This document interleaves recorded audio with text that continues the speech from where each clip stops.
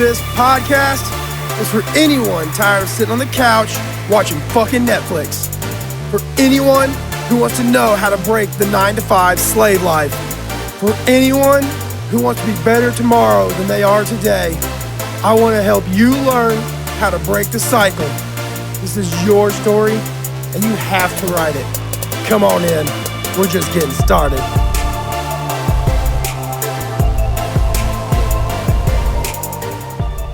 Hey everybody, welcome back to the Getting Started podcast. As always, I'm your host, Sean Bussard. I'm sitting here this morning with the wonderful Justine Mader. Good morning, Justine. How are you this morning? Good morning, Sean. We are doing amazing. It's just been an awesome week. So just totally excited to be wrapping it up with energy here at your podcast. Awesome. Yeah, I've been seeing the amazing videos you've been putting out for the Virtually Limitless entrepreneur community. Something that you are partnered with a good friend of mine, Trey Carmichael. Tell us a little, first off, give us a little bit of introduction as to who you are and what it is you do. Yeah, absolutely. So like you said, guys, my name is Justine Mader. So excited to meet you and to serve you here on the podcast. I am a high performance accountability coach, and I help entrepreneurs be empowered to achieve their highest level at a rate that they can actually achieve. People feel that, those visions that we create, they're so far away. It's almost like it's off in the distance. And actually, with actionable steps that are taken every single day, you can achieve it and arrive at that destination so much quicker than we realize. And that's through investing in mentorship, coaching, and truly taking action on the tangible steps that are identified that lead you to your goal. It's not about my story. And so I love that what I get to do is help people pursue what's important to them and create the vision that they desire. Right? So that's a little bit about me and who I am. And that's my son in the background, guys. So welcome to the life of a mom entrepreneur as well some days. Oh yeah, definitely can relate to that. I've got 4 of them, and you try to make room when you can. You try to get it to be nice and quiet as much as possible, but in the end, it's just like you just got to kind of let it flow and roll with the punches. And if you get some screaming kids, you get some screaming kids. It's just how it is. Absolutely. Well, and you just have fun through it all. And I think that's the thing that, even with these times, Sean, really, I think the world is looking at stay-at-home parenting, working from home. They're looking at it a lot different. And I think it's about time, because what do people actually have to do right now during this COVID virus, right? Entrepreneurs have been doing it for a long time, but these corporate offices that now have been relocated to virtual, it's a really interesting case and scenario that some non-entrepreneurs have found themselves in. And we're like, well, we've been doing this forever. Welcome to our life. You're absolutely right. And I've had several discussions about all of this, and I truly believe that I think we were kind of moving into this sort of virtual office space anyways. And like you said, entrepreneurs have been doing this for years and years now. And I think we're fixing to see a massive paradigm shift to where a lot of what used to be a, cubicle office space daily hustle is now going to be work from home for the most part, at least for the foreseeable future anyways. And I think it's really cool. I think it's allowing families to reconnect. I think it's allowing parents to kind of get back into touch and have more quality time with their children, especially those who are already highly productive as it was. And exactly. Now that they're able to do it from home and work kind of at their own pace, and as long as they're still staying highly productive, they can knock out 8 hours worth of work in about 4, and they've got the rest of the day to spend with their families. Absolutely. And you just hit a huge point that I'd love to touch on, Sean. You can be highly productive and hit out what usually would take you 8 hours in 4 if you're disciplined, if you're focused. And that's one of those things people ask me all the time, how on earth do you do it? You have a child, you have a life. And like Sean and I kind of were talking off camera, my husband is usually not home through the week. So it's kind of like single parenthood.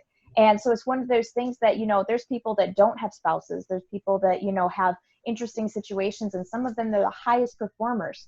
It's creating an ability to focus and allow yourself to take control of the time that you do get. So nap time, before that kid is awake, like those are dominant hours that make my life and business so much simpler if I apply myself in those times. Yes, sometimes we don't feel like it, Sean. I'm sure there's many moments where you've been there too. But truly, there's that discipline is actually freedom, because then when the kids are up and we get to be that parent that's present, we get to be that individual that honors our priorities. That's kind of a gift that's worth, I mean, there's no price on that. You can't buy that. Absolutely right. Absolutely right. And yeah, I fully agree. I mean, it does take discipline, and I know at least in my case, for years I've always been the night owl. I stayed up late, woke up at 11 o'clock noon. I was that Wow. typical video game kid, and I've had to make the shift and the adjustment to being up at 4 a.m. And that's just, and now Yep. especially since I've started my journey and began this whole process for myself of entrepreneurship, personal development, coaching, mentorship, all that. I have kept that getting up at 4 a.m. even when I'm not working, because I still have to hold a day job throughout the week for the most part, and even on the weekends I'm still up at 4 a.m. to get those just few quiet, peaceful hours in to be as productive as possible, knock out my to-do list, my power list, get it done. Yes. And as long as I get that done, it really is a sense of true freedom, because if you don't get it done, then chances are you're probably not going to get it done. And as long as you get it done, you've won the day.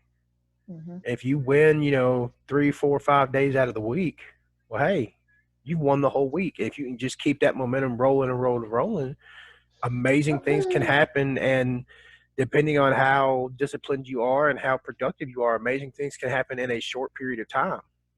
Absolutely. Absolutely. I agree 1,000%. So, all right, let's kind of get into your backstory here a little bit. I'm very interested to learn about you and about your story. So I want to take it back, way, way back. Kind of, how did you start this whole process? Like, were your parents kind of big into entrepreneurship? Were they the blue collar type folks? Did you have Yeah. sort of were you kind of a rough childhood coming up? Were you kind of caught somewhere in the middle? Yeah, absolutely. I would love to share. So I'm from Minnesota, you guys. I'm from a large family, and I was actually blessed with an amazing childhood. I had very supportive parents. I had wonderful siblings, but my dad is a school psychologist still currently and has been serving for over 35 years in the system, supporting children and families. And so that's probably one of the biggest things that unknowingly he instilled a lot of psychology abilities in his children. And, sometimes you don't know that you're teaching, but when you're living that way, you are teaching. And so even as entrepreneurs, it's one of those things that, when we live that way, we're practicing what we preach. And so that's a huge part of what that was for me growing up as well. Growing up, music was a huge spotlight for me. I played with my siblings. We had a quartet, played for weddings. I sang for weddings and stuff like that too. So I have a huge musical background just myself personally.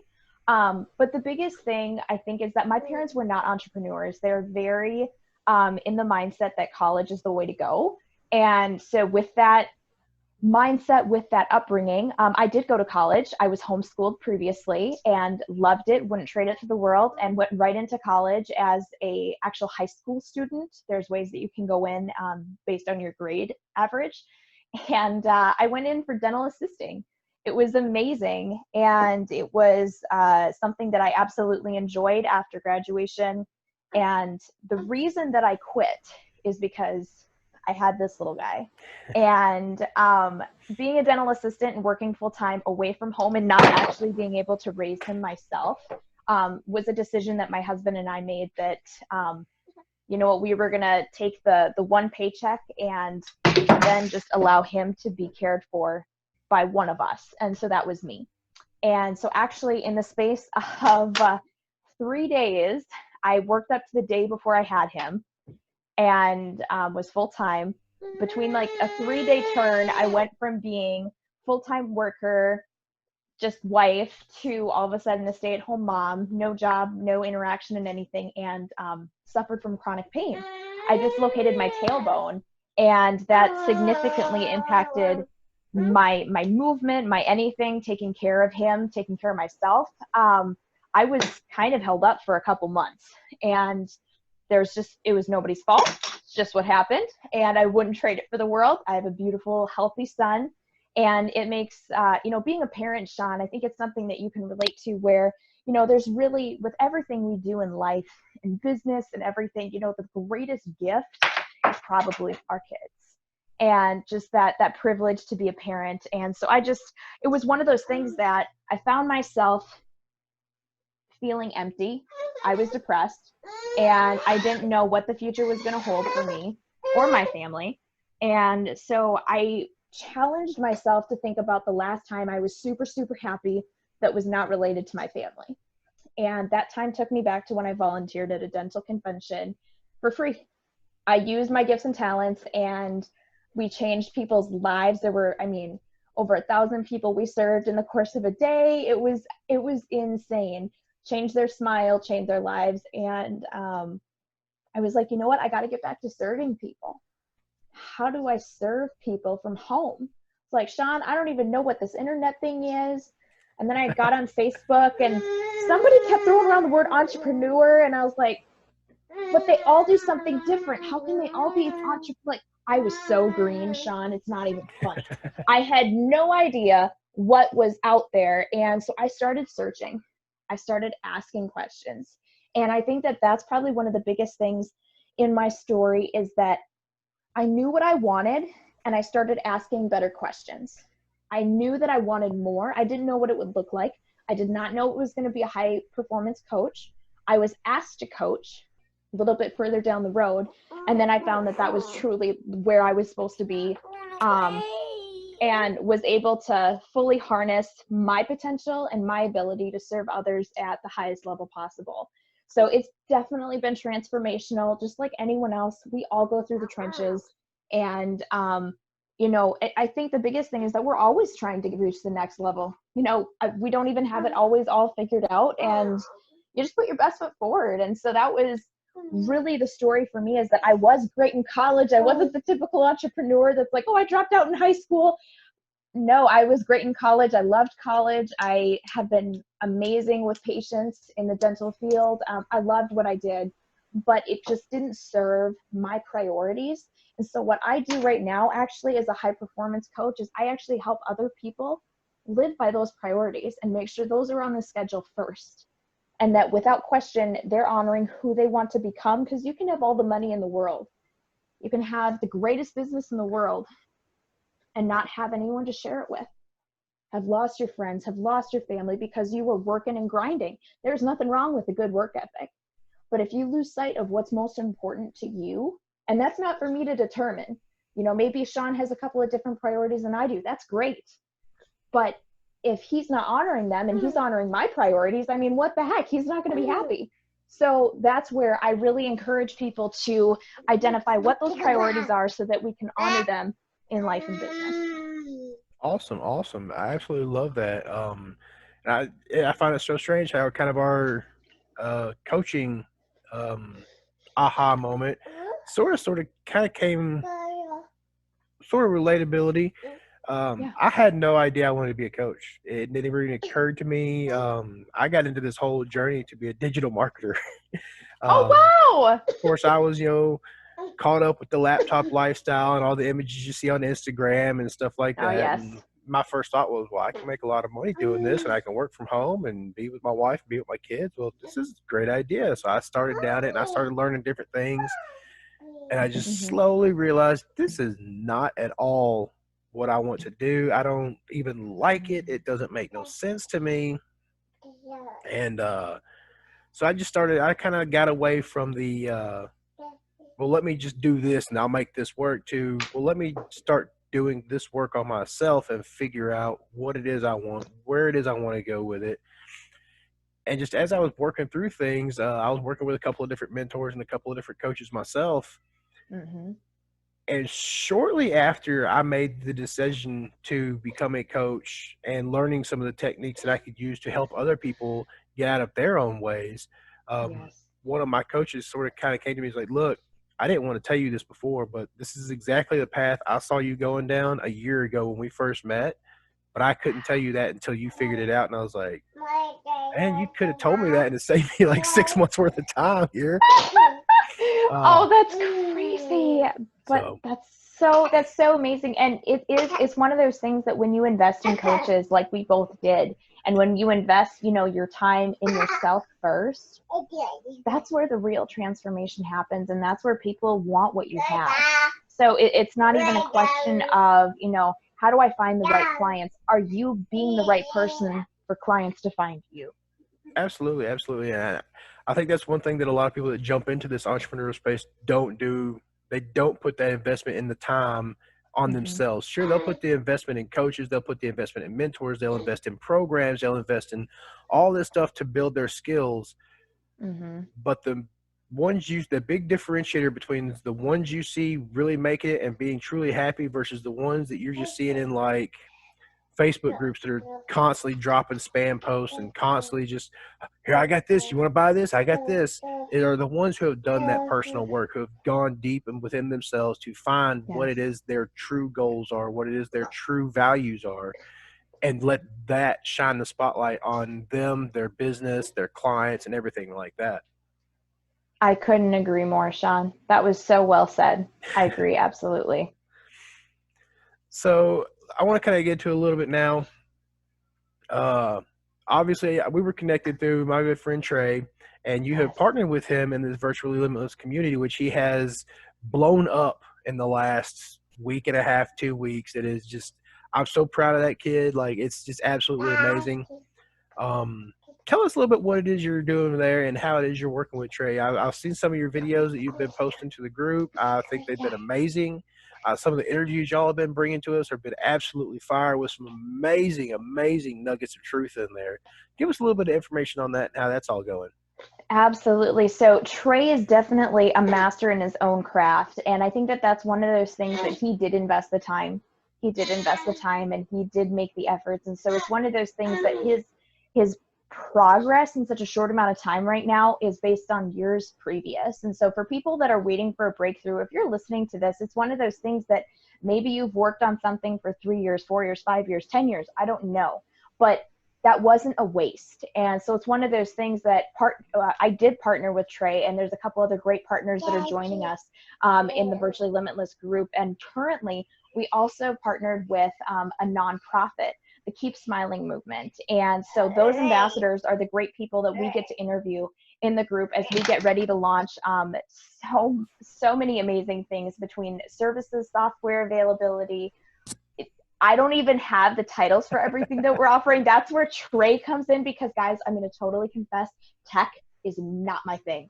I can handle it, but that's not my superpower. That's not my superpower. My superpower is energy. And so that's what I bring to the table. My energy through coaching, mentoring, and through genuinely connecting with other entrepreneurs in a way that can bring out the best opportunities, in such as a mastermind and things like that. So that's where my role has been super influential in bringing those people to the table and being like, hey, our people need to hear from you. How can I extract your greatness to share with our community who you are, what you do, and how it can impact their life or their business?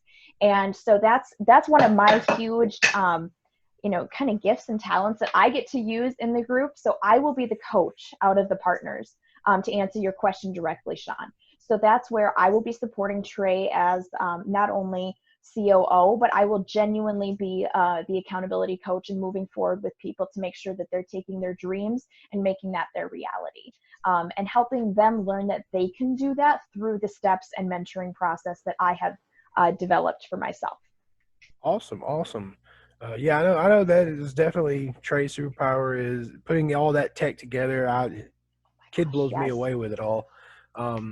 If I told him, I said, I need a list so I can read it off, because I cannot. The thing is that what he's doing is allowing and scaling the brand in a way that's virtually limitless. And so we are practicing what we preach, and we're trying to demonstrate and show, because so many people, Sean, are just thirsty for an example of what they desire, and what they want is something that's ultimately scalable, that will serve their life and business on their priorities. And so it's one of those things that what we're trying to do is develop the brand that emulates all of that and takes all of those things into perspective. And so that's what we're doing. And it's amazing to be a part of something where, we're all in our own lane, but what my lane does is support his lane, which supports Cody's lane, which supports, so it's one of those things that is limitless, genuinely, truly, it's limitless. And that's what this game is all about. It's not about being the Lone Ranger, Sean.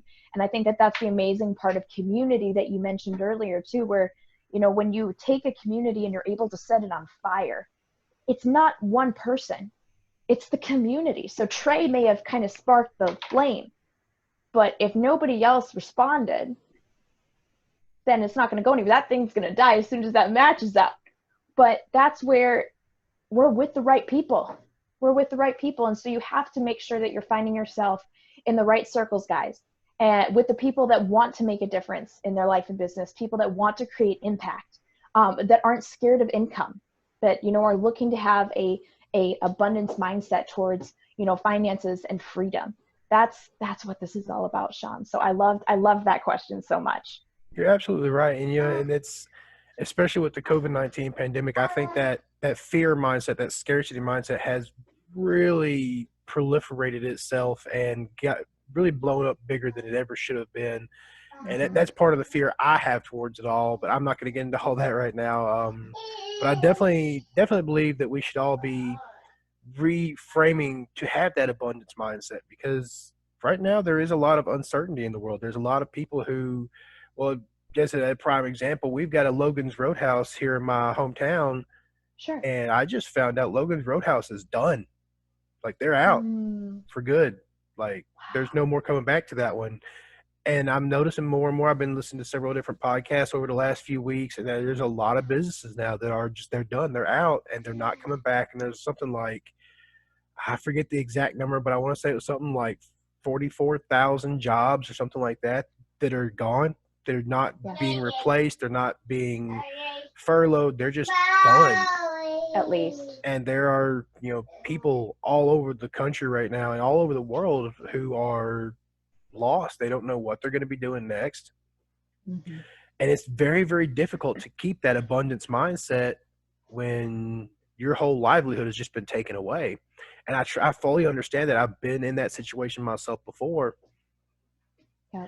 So what kind of advice could you offer to those kind of people? Like, Absolutely. How can you get that abundance mindset and keep that abundance mindset when everything you've ever known has literally just been ripped away from you?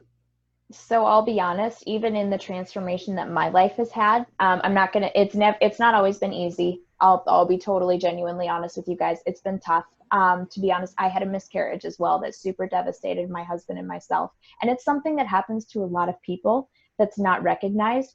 And in moments of devastation, so that was a personal devastation. This impact right now with the virus is a global devastation. So what I want to say is that this is something that all of us can relate to. So the number one thing that has saved not only businesses, but people is gratitude. If you do not have a grateful mindset before abundance mindset, then you're not even going to be grateful for whatever it is you receive. And so for me, if you're breathing, you're awake, you're not in a coma, you're actually being at this moment, you have the two greatest forces of life and breath right now in you. That's something to be grateful for. And you can't buy that. Absolutely. You can't buy that. And so for me, when, people's lives are even being taken away, and who knows what the number is, I don't want to go down that road, but I know there are people that have died from this. And so my heart empathetically goes out to every single person that has been affected by that, recovered, family members that have passed away. I'm saying that is a real thing. But at the same time, for those of you that have not been affected, that are, just trying to realign, reset, the biggest thing you can do is start from a gratitude mindset and say, how can I grow through this? How can this launch me into the future? Because Sean, I'm sure as you agree, this isn't going to return to normal, quote unquote. It's going to be the new normal. And we get to decide what that looks like based on our actions. If nobody returns to work, guess what? The economy is going to crash. And it's one of those things that if everyone buckles down to their fear, whatever that fear is that fear of loss, like another family member? Is that fear of, now being on your own because you don't have someone that's bossing you around in corporate or something like that. I mean that with love, you guys, because there's some amazing corporate executives out there. But if you're not used to finding your own way and you're used to kind of walking on a chain or a leash, this is a whole new world. And so what I would say is that I get it. Fear is in us to help us survive. It's a good thing. That's how humans have survived over the years. But at the same time, that next step, that next level that you're looking to achieve, that it's absolutely necessary for you to achieve, is courage. Courage doesn't take away the fear. It's doing it anyway. Absolutely. And so if you come from a place of gratitude and move forward with courage, with faith, then, because we never knew what was going to happen before the virus, none of that has changed. It's just that this was a real big wall that hit us globally. It's not just the US, it's not just Europe, it's not just anywhere. It's everywhere. And so if you can move forward with those two things, then regardless of where you find yourself, everything turns into an opportunity. Everything turns into a gift. Everything otherwise is a lesson. And when you take a lesson, that means you've learned, which means that you can grow. So if you start that chain reaction, you kind of mentioned momentum earlier, Sean. When you win a couple of days, you kind of win the week. If you win a couple moments in your day, that's the same for your life. Because we don't know how much time we'll have. I actually almost died a couple months ago due to a crazy infection out of the blue. Nothing that I had control of. It was not coronavirus. I promise it was not. But it's one of those things that it was a good reminder for someone as young as myself to recall that life is not guaranteed. So when I mentioned those two main points of gratitude, the breath that you get to take and your heart that's still beating, guys, there's nothing you can't do. You're here for a purpose. You're here for a reason, and you were made for times such as these. There's a reason why you're here. So don't give up. Absolutely right. And I love that. I love the whole gratitude thing. And it's something that took me a while to kind of understand myself. And I've even gotten to the point now where it really is just being grateful for like the little things, just the little things that you don't even think about everything. Most people don't even think about it ever. Mm-hmm. Just having that little bit of gratitude towards those little things and really, again, build your momentum to understanding the whole mindset behind it. And I've gotten to the point now where, and I don't even know if my family knows that I do it or not, I wake up every day, I put my feet on the floor, and as soon as my feet touch the floor, the first three things out of my mouth are thank you, thank you, thank you. And it's just, it sets the tone for the whole day. And absolutely. Yes, things it's amazing. It's amazing how if you set your morning right, the rest of your day can go amazing as well. I love that you do that, Sean. That's amazing. Right. And I think it's really cool, working with Cody. I love Cody. That dude he's 8 levels of insane, but I wouldn't have him any other way. Absolutely. He had a thing going for a while, and he still promotes it every now and again. He's all about waking up, making your bed. Wake up, make your bed, make your bed. You make your bed today, and he's right. When you make your bed, that can set the tone for the whole day. And I've kind of adopted that and added it to a little bit of a I hate to use the word preaching or whatever, a saying or phrase or whatever. Yep. My thing is wake up, get dressed, make your bed, keep going. If you can do those 3 things or those 4 things every day, you set the tone for the day. Yes. The whole day can start off on the quote unquote right foot, however you want to explain that. Yeah. And it really can, after doing it, you won't notice it at first. No, I didn't notice it at first. I agree. It takes a while to really kind of start seeing that progress. But if you can make it a consistent habit, day in, day out, after a while, you will start noticing just little simple things like that will change the whole course of your entire life. I agree. And it's one of those things that, it seems like such a small shift. And I think that that's the biggest thing is that so many things that I share, even with my clients, they may be small shifts, but the small shifts make the biggest difference. And they're the things that you didn't realize were bothering you. They're the kind of like those slivers in your hands that make everything painful. You didn't realize that's what it was. But once it's identified, once it's accepted, you can change it. And so that's the amazing part of changing that action in the morning, Sean. I love that was something that you guided the audience with. That's beautiful. It's something that I had to do myself, and I love how you put that. Just it doesn't take a phenomenal radical change. Just small things, small steps, little by little, can compound and increase. And like I said, you won't notice it. No. What was it? I'm trying to think of the example I had in my head as you were saying that. Now my son's done caused me to lose it.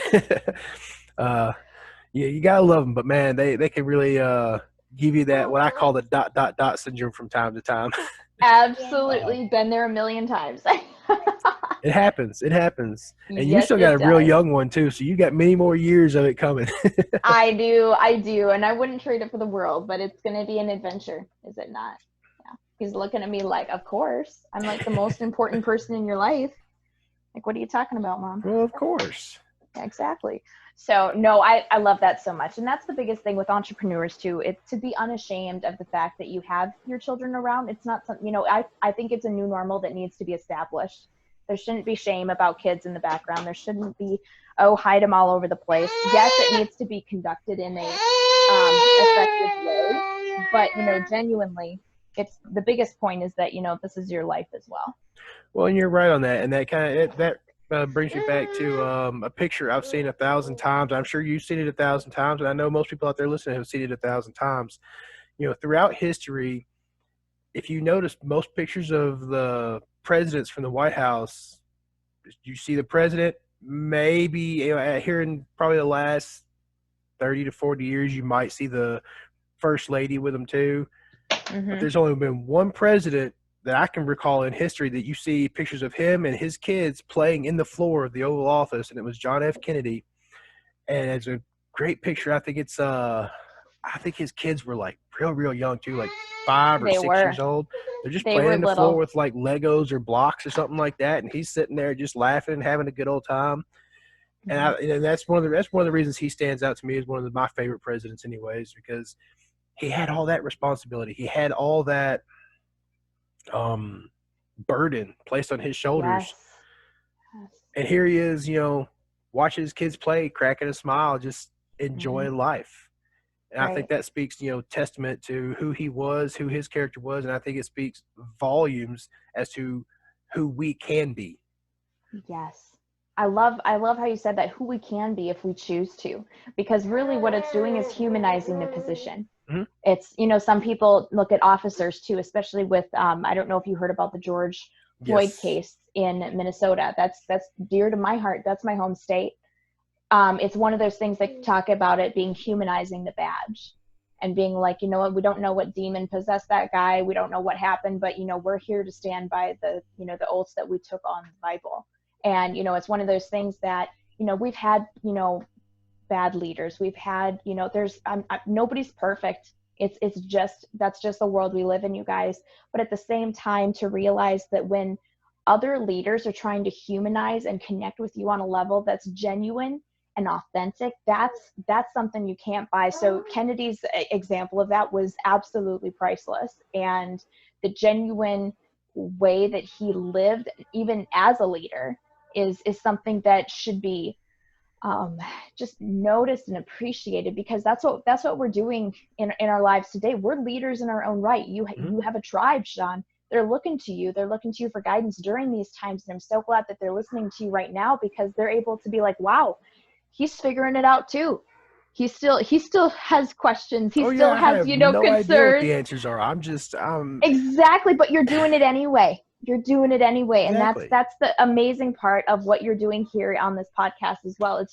It's amazing. And so I think that should hopefully be encouragement to people, is that we're still in the trenches too, you guys. You're not alone. We're all figuring it out, but to remember that, even leaders are human. It's always a good thing to keep in mind. Absolutely. I love your do it anyway attitude. I remember when I first started this podcast, I didn't have a clue what I was doing. I was just like, keyboard, mouse, this thing works, did my microphone work? And I was so nervous. I was so lost. I was trying to figure all the tech out, because as I've told a few other people, there was a time when I was computer genius.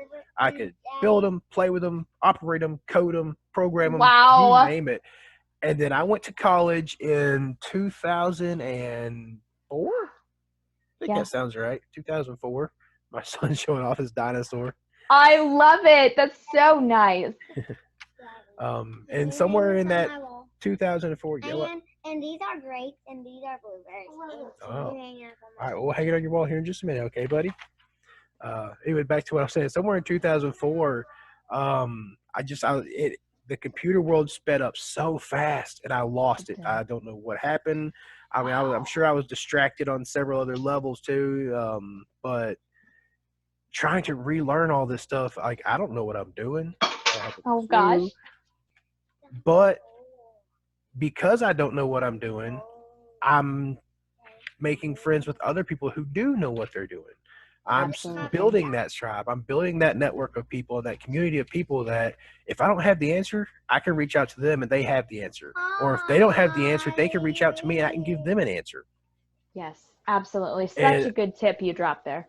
And I love, your whole mentality behind having the choice to do this or the choice to do that and the choice to either receive the benefits of it or push them away, because I've been trained in NLP and I'm a big NLP believer and big NLP practitioner, and I love the whole concept of behind NLP, which the main point of it is that we all have that freedom of choice. We all have the choice to choose to do whatever it is we want to do.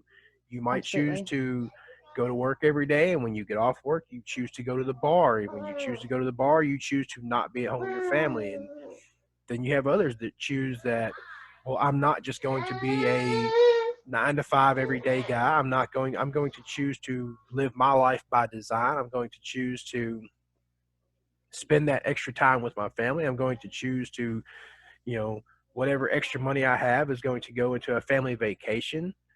Yep. So I really love that about your whole embracing of that choice of being able to choose what you want and choose how you do it. Mm-hmm. Well, it all boils down, Sean, to us realizing that we're responsible for our own happiness, whatever that definition is, for our own success, whatever that definition is for you and your family. It's one of those things that when you realize that life is always a choice, in the sense that anything you do, you either chose to do it or chose not to do it. There's a choice either way. And it kind of comes back to even, people being like, oh, people are going to judge me. Guess what? They're going to judge you anyway. They always will, whether you do the thing or you don't do the thing. They're going to judge you. And so it comes down to you really honoring the fact that what is it that you want? What is it that you desire? And how are you willing to move forward? Because it's not easy. So are you willing to do it, over the course of 5 years, or stretch it out over the course of 10 years, make it a little bit more feasible? Everyone's got their own pace. So run your own race to reach your own destination. It's not my race. It's not Sean's race. It's whatever the race is for you. And I think that that's probably one of the biggest things that people get confused, because you can say, oh, I've got the blueprint. Oh, I've got the secrets. Oh, I've got the hacks. There is no hack to your future. Nope. You are the solution. And so when people are looking for external support, it's because they have an internal problem and they're not willing to go within. So they go without. And that's why they struggle. That's why they're struggling in not only life, but in business as well. So I'm all about remedying that issue, because that's where the transformation happens. Absolutely. And it's the transformation that I love more than anything else. I mean, I've done the personal work. I've watched other people do that personal development work, and just the change that you see from when they start to when they, even before they even finish, you can see it halfway through. Sometimes you're just like, no, that is something special right there. Absolutely. That's the best moment in any coach or mentor's life, when somebody actually gets either that click moment, or when they're starting to receive the fruits of their labor, or, reap what they sowed over the course of a couple of, months or years that you've been supporting them. That's a gift. There's no words for that. And I think that that's something that every coach and mentor just lives for in a way as well. Absolutely. Absolutely. All right. So Justine, wrapping things up here, I see, that little man's starting to get a little bit restless, and I've got mine starting to wake up and holler for breakfast. So absolutely. Last little question I got here. what is the best piece of advice you can offer for those out there who are skeptical about this whole lifestyle, but they know their current lifestyle just isn't working anymore? What kind of value could you impart on someone who's in a situation where they work all week just to make ends meet, and they have no idea how to begin to break free of that typical 9-to-5 slave life that so many people just get caught up in? Absolutely. So the biggest few keys that I can share start with this one, and that's take the first step. You will never know unless you try. And the only way to try is to start doing it. And so for you, if you're like, oh, maybe affiliate marketing is for me, or maybe you don't even know what affiliate marketing is. So depending on what your knowledge is, your first step may be in a different place than someone else. Maybe you have to research like I did. You guys, I had no idea what entrepreneur was. I had no clue. Digital marketing, network marketing, affiliate marketing, coaching was a thing. Like I had no idea at all. So I had to start from way below, like almost in the basement level, not even ground level. I had to like go way back to even figure out what the stuff was. So maybe you already know some of this, and that's great. So regardless of where you find yourself, take that first step to discover what it is that you're interested in. And then ask yourself, what do you want? What do you genuinely want? Do you want to work for someone, or do you want to be the one that's being worked for? Because that's a huge thing to keep in mind as well, is that some people are great leaders and some people are great supporters. It's not even necessarily followers. Behind every good leader is a great team in the entrepreneur space. And so some people are like, you know what, I've never been in the game to do it myself. That's okay.